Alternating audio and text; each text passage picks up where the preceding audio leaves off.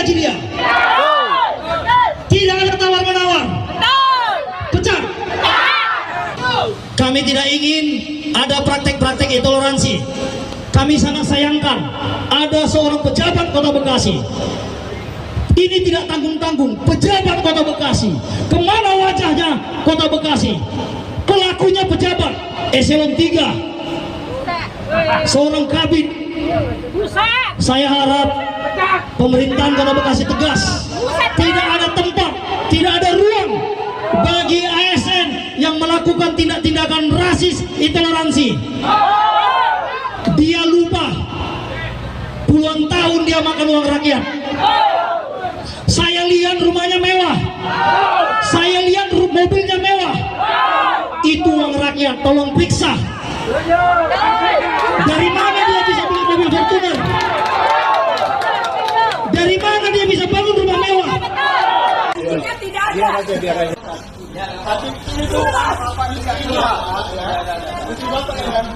Istri Bapak yang ganggu kami. Ibadah itu hak kita loh. Iya, kan tempatnya. Tempat ibadah itu harus ada izin. Harus ada izin. Berdoa minta izin. Aduh, Bapak memfasilitasi orang yang intoleran. Orang gila aja. Son.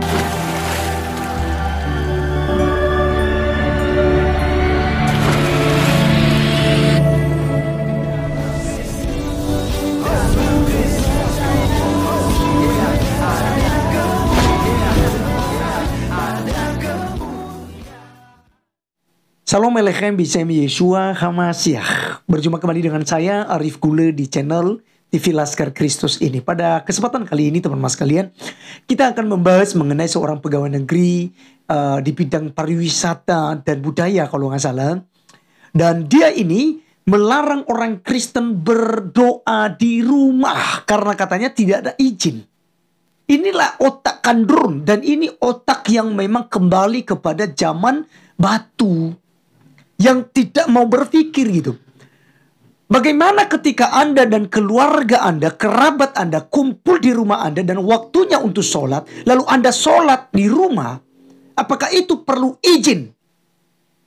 Ya, ini otak perempuan ini bodoh, benar-benar bodoh, begitu. Apakah kemudian Islam urus izin untuk sholat di rumah, beribadah di rumah? Adakah itu? Nah, selama ini nggak ada. Jadi menurut SKB 2 Menteri, yang dibuat izin itu hanya rumah ibadah. Misalnya bangun gereja, kelenteng, vihara, masjid gitu.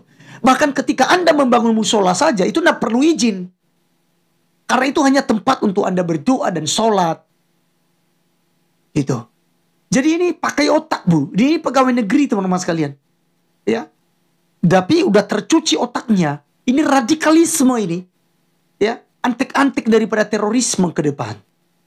Ya, intoleran. Emang surga itu milik Anda. Indonesia ini milik Anda. Apakah Indonesia ini milik agama Anda? Kan bukan. Makanya saya katakan bodoh. Otaknya nggak berjalan begitu. Pada katanya pakai logika. Dalam agama itu pakai logika. Nah, Anda saja seorang beragama, Anda bikin kacau di Republik Indonesia ini. Di NKRI ini. Nah, teman-teman sekalian, seperti apa video ini teman-teman sekalian? Karena ini viral sekali. Mari kita dengarkan dulu videonya berikut ini.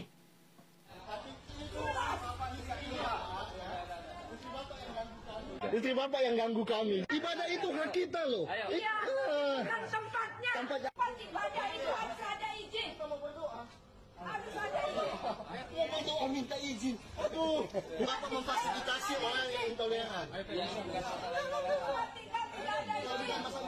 Orang gila aja berhenti. Izinnya tidak ada.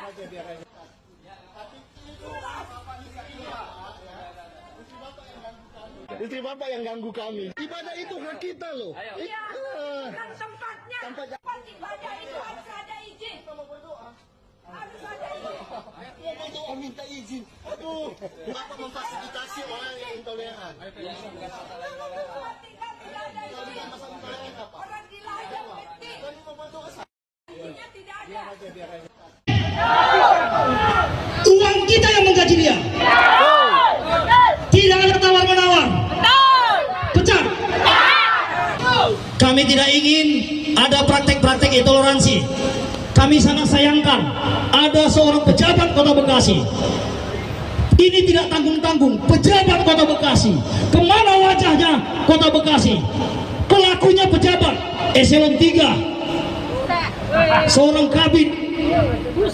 Saya harap pemerintahan Kota Bekasi tegas. Tidak ada tempat, tidak ada ruang bagi ASN yang melakukan tindak-tindakan rasis intoleransi. Dia lupa puluhan tahun dia makan uang rakyat. Saya lihat rumahnya mewah, saya lihat mobilnya mewah. Itu uang rakyat, tolong periksa. Dari mana dia bisa beli mobil Fortuner? Dari mana dia bisa bangun rumah mewah? Tidak ada.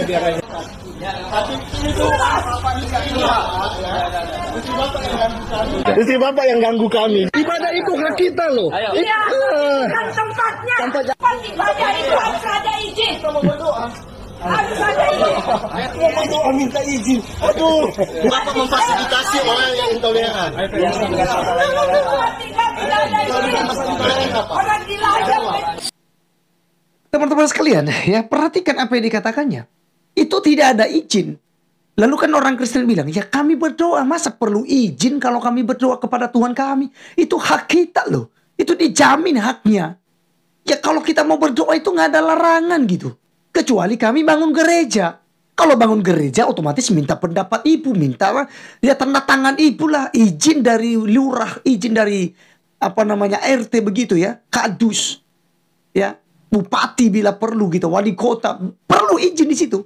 Tapi ini orang berdoa, oh katanya tidak sah karena itu berdoa di rumah tidak sah. Ini otak mati, ya, otak mati. Jadi kita berharap teman-teman sekalian, ya, pemerintah itu secepat mungkin, ya, untuk menindaklanjutin. Jadi teman-teman sekalian, memang sebagai seorang Kristen ini sangat miris memang ya, dan kita itu mungkin bisa marah, tetapi ya kita harus tetap lapang dada. Kenapa? Karena memang hal ini harus terjadi teman-teman sekalian. Ya, bagi kita sebagai pengikut Kristus, hal ini memang harus terjadi. Harus memang udah dinubuatkan oleh Tuhan Yesus Kristus. Misalnya kalau kita melihat di dalam Yohanes pasal yang ke-16 ya, misalnya ya, ayat yang ke-1 sampai 3, firman Tuhan berkata begini. Semuanya ini kukatakan kepadamu supaya kamu jangan kecewa dan menolak aku. Kamu akan dikucilkan, bahkan akan datang saatnya bahwa setiap orang yang membunuh kamu akan menyangka bahwa ia berbuat bakti bagi Allah. Mereka akan berbuat demikian karena mereka tidak mengenal baik Bapa maupun aku. Jadi kalau kita lihat di sini teman-teman sekalian bahwa soal membunuh di sini mungkin tidak terlalu kita tafsirkan secara literal ya, dan secara logika juga di hukum Indonesia tentu mereka terbentur dalam hal itu. Tetapi ya, dalam hal-hal seperti tadi, pembunuhan karakter, ya, pembunuhan iman, begitu ya, penghalang gitu ya, gereja dihalangi, bahkan tidak sedikit disakiti lah, ada orang Kristen yang disakiti ya, dan pelakunya itu menganggap bahwa dia sedang berbuat bakti bagi agamanya dan bagi Tuhannya. Makanya dikatakan di sini, orang yang berbuat demikian, ya, berpikir, menyangka bahwa sedang berbuat bakti bagi Allah. Ya, tapi sebenarnya tidak. Mereka justru melakukan pekerjaan setan. Karena setan musuh daripada orang yang menyembah Tuhan. Setan musuh bagi kebenaran.